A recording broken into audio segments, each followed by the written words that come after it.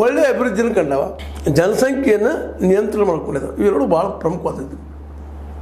ತಮಿಳ್ನಾಡು ಇರಲಿ, ಕರ್ನಾಟಕ ಇರಲಿ, Malayalam, it means ನಮ್ಮದು ಏನಪ್ಪ ಅಂತ ಕೇರಳ ಇರಲಿ, ತೆಲಂಗಾಣ ಇರಲಿ, ಆಂಧ್ರ ಪ್ರದೇಶ ಇರಲಿ, ಉತ್ತರದ ರಾಜ್ಯಗಳಿಗಿಂತಲೂ ಹೆಚ್ಚಿಗೆ ಒಂದು ವೈಚಾರಿಕತೆಯನ್ನು, ಅದ್ರ ಜೊತೆ ತಮ್ಮ ಭಾಷೆನ ಪ್ರೀತಿ ಮಾಡೋದನ್ನು ಅರಿಸ್ಕೊಂಡು ಬೆಳೆಸ್ಕೊಂಡು ಬಂದಂಥವ್ರು ಇರಲ್ಲ.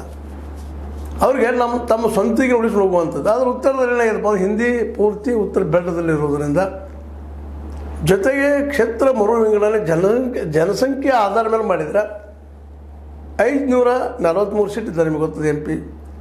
ಅದರಲ್ಲೇ ಮತ್ತು ಕೆಲವೊಂದು ರಾಜ್ಯಗಳಲ್ಲಿಯ ಸೀಟುಗಳು ಸಹಿತ ಕಡಿಮೆ ಆಗೋ ಸಾಧ್ಯತೆಗಳಿದ್ದಾವೆ.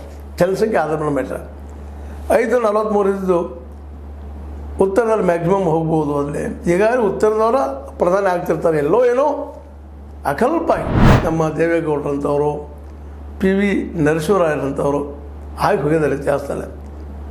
ಅದಕ್ಕೆ ಈಗ ಮತ್ತೊಮ್ಮೆ 2 ರೀತಿಯಾದಂಥ ಕ್ಷೇತ್ರ ಮರು ವಿಂಗಡಣೆ ಮಾಡೋ ಸಾಧ್ಯತೆಗಳಿದ್ದಾವೆ. ಒಂದು ಹಳೆಯದನ್ನು ಮಾಡಿ ಅದರಲ್ಲಿ ಜನಸಂಖ್ಯೆ ಹೆಚ್ಚಿದಂಥ ರಾಜ್ಯಗಳಿಗೆ ಹೆಚ್ಚು ಸೀಟ್ ಕೊಟ್ಟು, ಜನಸಂಖ್ಯೆ ಕಡಿಮೆ ಇದ್ದಲ್ಲ ಸೀಟ್ ಕಡಿಮೆ ಮಾಡುವ ಒಂದು ಅಪಾಯ ಐತಿ ಅಂತೇಳಿ ನಮ್ಮ ಸ್ಟಾಲಿನ್ ಅವ್ರಿಗೆ ಅನಿಸೋದು.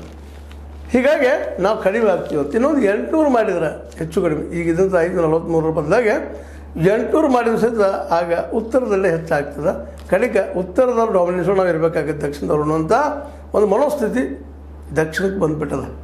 ಅದು ಸ್ಟಾಲಿನ್ ಅಂತವ್ರಿಗೆ, ಕರ್ನಾಟಕದ ಸಿದ್ದರಾಮಯ್ಯ ಅಂತವ್ರಿಗೆ, ನಮ್ಮ ಕೇರಳದ ವಿಜಯನ್ ಅವರು ಅಂಥವ್ರಿಗೆ, ಇವರೆಲ್ಲರಿಗೂ ಇದು ಸಹನೆ ಮಾಡಲಿಕ್ಕೆ ಆಗ್ತಾಯಿಲ್ಲ. ಯಾಕಪ್ಪ ನಮ್ಮ ವಿರುದ್ಧ ಬಾಳಿಕೆ ನಮ್ಮ ರಾಜ್ಯಗಳು ನಾವು ಆಳೋದಕ್ಕೆ ಮತ್ತು ನಮ್ಮ ಅವ್ರೇನು ಪ್ರಧಾನಿ ಆಗಬಾರ್ದ, ಎಲ್ಲ ಹಿಂದಿಯವರು ಆಗ್ಕೊಳ್ಳೋದು ಇಲ್ಲಿದ್ದಾನ ಅನ್ನುವಂಥ ಒಂದು ಭಯನೂ ಕಾಣಲಿಕ್ಕತ್ತದ.